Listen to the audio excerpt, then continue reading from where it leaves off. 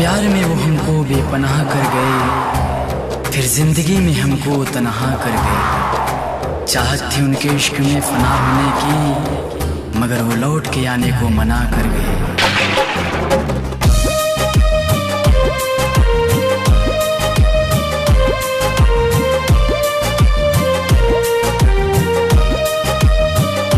जान हो, जान हो,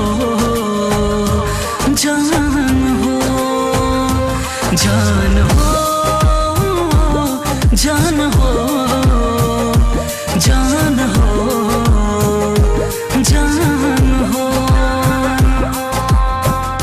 आपन बना के दिल में बसा के, आपन बना के बसा के, चली गई लो जान कहवा हमके भुला के, चली गई लो जान कहवा हमके भुला के, हमके भुला के।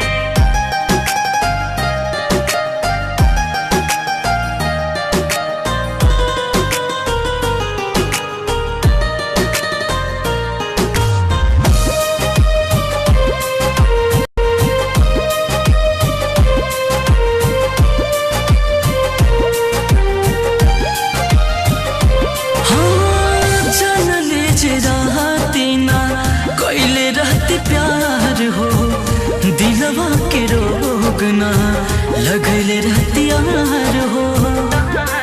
जिंदगी हमारी यूं सितम हो गई, खुशी न जाने कहाँ दफन हो गई। लिखी खुदा ने मोहब्बत सबकी तकदीरों में, हमारी बारी आई तो स्याही खत्म हो गई।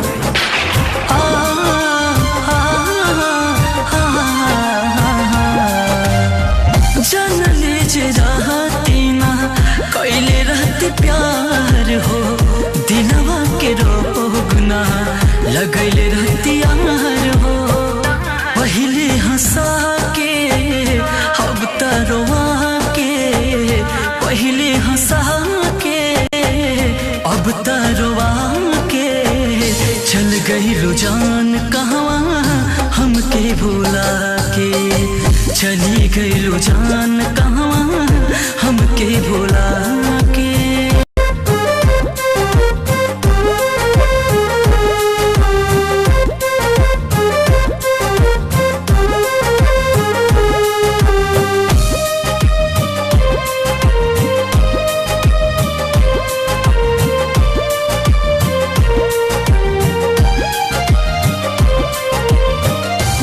चली गई मीत हमर हमसे मुँह मोड़ के, बीच दरिया में गई गोल्डन के छोड़ के।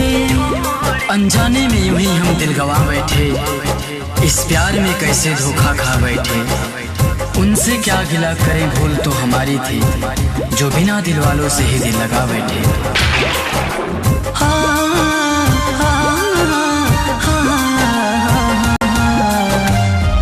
चल गई मीत हमर हमसे मुँह मोड़ के, बीच दरिया में गई गोल्डन के छोड़ के। दर्द बढ़ा के दिलवा दुखा के, दर्द बढ़ा के दिलवा दुखा के, चल गई लो जान कहवा हमके भुला के। चल गई मीत हमर हमसे मुँह मोड़ के, बीच दरिया में गई गोल्डन के छोड़ के। दर्द बढ़ा के दिलवा दुखा के, दर्द बढ़ा के दिलवा दुखा के, चल गई लो जान कहवा हमके भुला के।